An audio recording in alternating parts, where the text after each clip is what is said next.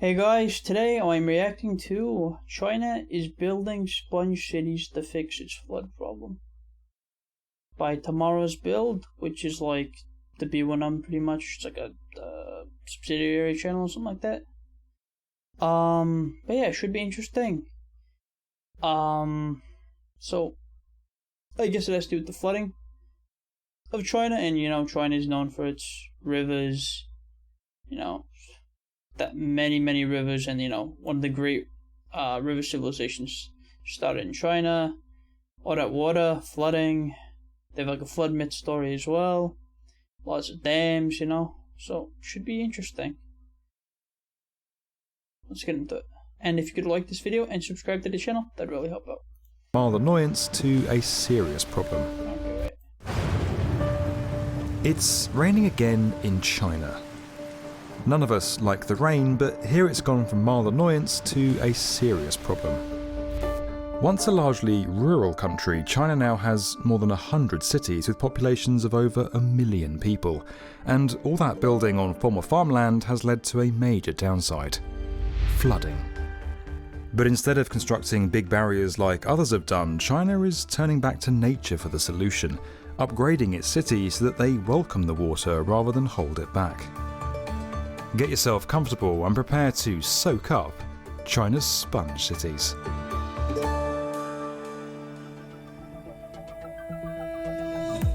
China's home to more large cities than any other nation. 60% of its 1.4 billion citizens now reside in urban areas, and creating the space for them to live, work and play has meant replacing huge areas of green space with sprawling buildings and infrastructure.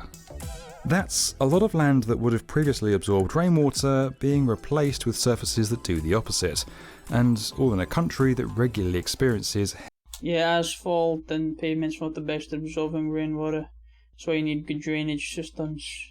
Heavy storms. Little surprise then that flooding's become such a serious. And also, I guess there are ways to make more porous or like absorbent pavement and asphalt too. Problem, even in places with good drainage. In 2020, over just 2 months, more than 400 rivers flooded across China, many of them worse than ever before, and at least 50 million people were impacted. On top of that, water shortages are occurring in some cities where water runs off the streets too quickly to enter water systems that are already overstretched. The response from China's government was to mop up this mess and convert many of these areas into so-called sponge cities. This is where areas are redesigned to cope with and process rainwater in a few different ways, soaking it up, storing it, and then releasing it when needed, a bit like, you guessed it, a sponge. Now, this usually involves combining what's known as grey and green infrastructure, so things like advanced drainage and water treatment systems alongside natural and semi-natural areas. The US, Russia and India have all dabbled in sponge cities, but China's program is on an entirely different scale. Brace yourself for quite a few numbers. 16 cities were chosen to be part of the scheme when it launched in 2015, and another 14 joined a year later. The aim There's no western cities really. Is to have 80% of these 30 cities absorbing and reusing 70% of rainwater by 2030. Hopefully you followed all that. That means massive changes to land use, surfaces, underground infrastructure and more across the world's most populated country. Although it sounds like a lot of work that needs to be done in not much time, this is China we're talking about, so of course they've already made huge progress. Chongqing, which has a population of over 16 million, can now rather grandly call itself one of China's leading sponge cities. Here, a new park in the Tongnang district helped the area quickly recover from the worst storm for 100 years in 2020. Up until 2019, just a small concrete barrier separated the Fu River from land that was becoming increasingly vulnerable to flooding. Oof. Now the barrier's gone, and when levels rise, water is free to flow into this incredible maze of constructed wetlands. Built over 99 hectares, it's an impressive network of native plants, trees, ponds, islands Looks and nice. elevated Looks really pretty, yeah. walkways, making it more than somewhere for excess water to go. People want to be there too, soaking up their surroundings. Chongqing was also the first sponge city to be given a smart digital control system, which lets authorities monitor its sewer and stormwater networks in real time. With this, they can control how water flows into the natural environment more precisely, analyse how well the whole system performs in extreme weather, and then use the data to prevent future floods. To the east of the country, on the banks of the Yangtze River, Zhenjiang has also gone big with sponges. As well as rain gardens and creeks that drain and retain rainwater, the city's been equipped with a system of bioswales, which stretch for several kilometres in total. These specially engineered channels with sloped sides funnel stormwater inside, where it filters down slowly into the ground beneath, often with debris and pollutants removed as part of the process.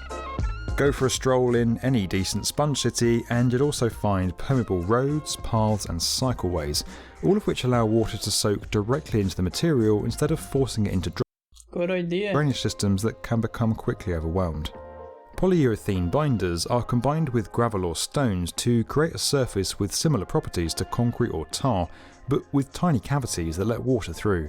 Around 4,000 litres of water per square metre can be absorbed each hour, and there are now networks of these across China, from Tianan City to That's a really good idea. We need more of these in places, in different cities in the US though. Hangzhou, which is set to host the 2022 Asian Games.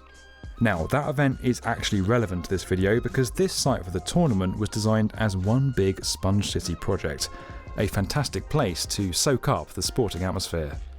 Previously a flat piece of land, the area is being transformed into a 116-acre eco-park spread across a rolling hillscape. Rainwater will be collected, filtered and reused for water features, plumbing, heating and cooling, according to Architectonics, which designed the master plan. But despite all this work, China's sponge cities haven't been able to prevent every flood from occurring, including one notable recent example. In July 2021, the city of Zhengzhou had almost a year's worth of rainfall in just 4 days, leading to extreme flooding that tragically killed hundreds of people. Zhengzhou spent over $7 billion upgrading hundreds of flood-prone areas, as well as the drainage system. Unfortunately, these improvements were completely overpowered, leading many to criticise the city's efforts and question the effectiveness of the entire programme. But Chinese officials responded by pointing out the severity of the storm, claiming that no city would have been able to avoid taking heavy flood damage in such a situation. Experts also say that sponge city projects are only really meant to protect against light to moderate storms and floods, which kind of brings us to the main point. Schemes like these do their job in most scenarios. There are loads of different options to suit a variety of cities, and they look great too. But with severe events like the one in Zhengzhou expected to become more common, we'll need more than this to stop further tragedy. True, but at least it's an effort, incremental change is important, so at least they have some. Of course they can do more though. From occurring. Even with that said, for most cities worried about water levels, introducing a sponge strategy of their own or something similar is likely to put them on a much firmer footing in the future. If you enjoyed this video and you want to learn more about where construction is headed, make sure you're subscribed to Tomorrow's Build. That was pretty cool though, definitely enjoyed the video. Let's check out some of the comments.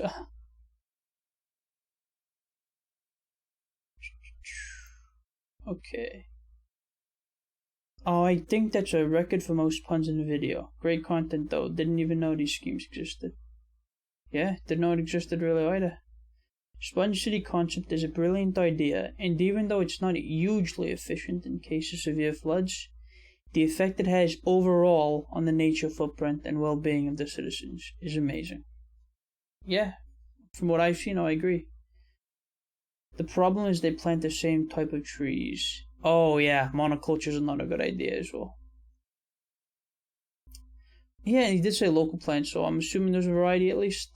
I don't think they are the same types of trees because those places are designed by professional architecture and landscaping firms. I'm sure they know the flora and fauna of this specific place. Not all the time, but hopefully they do. I think you're referring to China's Great Green Wall. Oh yeah, bit of monoculture I think. They fixed that issue after the first time a pest killed many of the trees. They use more diverse flora now, hopefully.